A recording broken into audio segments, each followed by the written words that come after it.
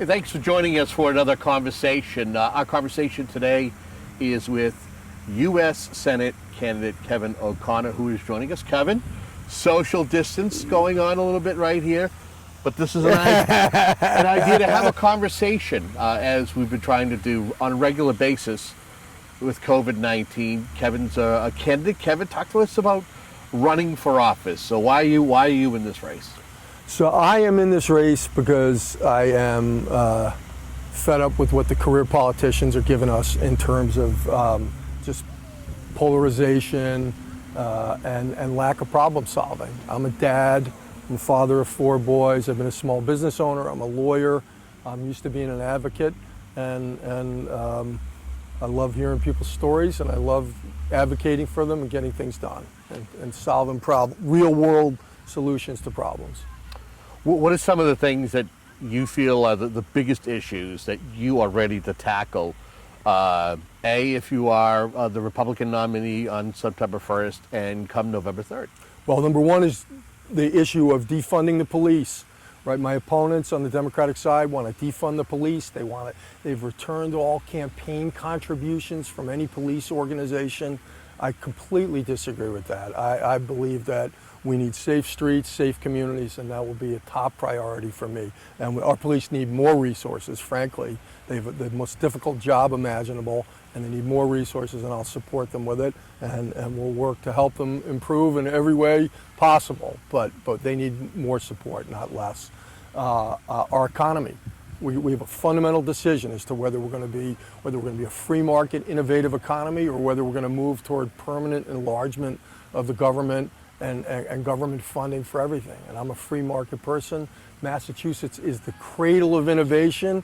We have the best problem solvers in the world in our private sector.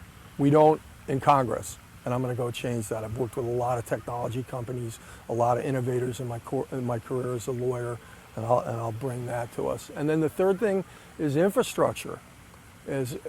For our state right now, we have a one-party delegation. We have all Democrats, and so that means every time there's a Republican in the White House or either chamber of commerce of Congress controlling, we get shut out, and that's wrong. I will. If you send one Republican senator and one Democrat senator, we'll have it covered.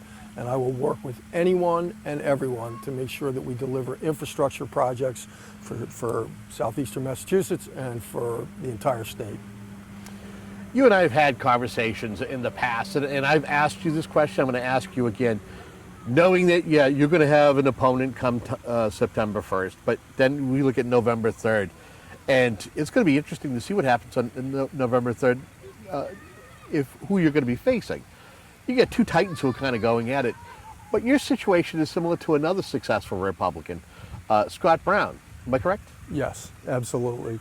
So 5 of our last 6 governors have been Republicans in Massachusetts. So Massachusetts voters will vote for a Republican if he or she is a problem solver.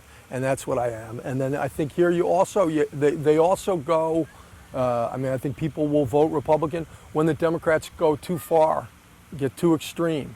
And that's what we have right now. We have extremism. You look at my opponents, they're advocating the most extreme policies possible, whether it's in terms of decarceration of everyone, defunding the police, open borders, you name it. They are on the most extreme end of the Democrat, socialist end of the party. And I think it's too much for the people of Massachusetts. So I think we have a very good shot.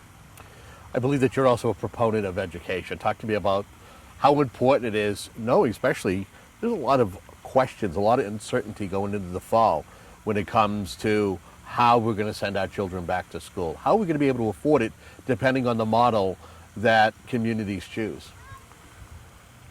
We need a lot more information. Now, I am a father of 4 kids, as I mentioned. I have a 4th grader and I have an 8th grader. They need to go back to school, so we need to do it safely, but we need to absolutely make sure that our kids are back in school this fall.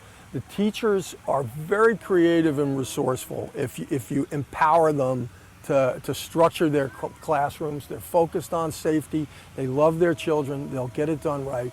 But we need to make sure that people understand that they're going to have substantial school this fall. And you think about all the parents, single parents, relying on school for their kids. You think about all the nutrition that schools provide, all the counseling they provide, all the awareness they provide in terms of domestic abuse or sexual abuse or things like that. It's really important that we have our kids checked back in with the schools. So I'm going to do everything I can to encourage people to open the schools and to provide the support that, if necessary, to make sure they can open safely. Talk to me about being a fighter. Folks may not know it, but you actually had a fight in order to be able to be a candidate. Am I correct? Absolutely. So I'm a fighter. So I'm a trial lawyer, and I love a good fight. And I've beaten tougher opponents than any of these people. So this year, in order to get on the ballot, I needed 10,000 signatures, which is standard for a Senate candidate. And you have to do it between the middle of February and May 2nd. So that's COVID-19 season. So my dad comes down with COVID-19. He's 86 years old. My mom is my most prolific signature gatherer. So we realized there's no way you can get the traditional ink signatures the way that has been required. So I wrote the legislature a polite letter, and I asked them to please modify the requirements, allow for electronic signatures, something 21st century-ish, maybe cut it in half. And they ignored me. They didn't even respond to my letter. So I got together with 2 Democrats, and we filed an emergency lawsuit before the Supreme Judicial Court, and we won on every issue. So I got on the ballot with plenty to spare.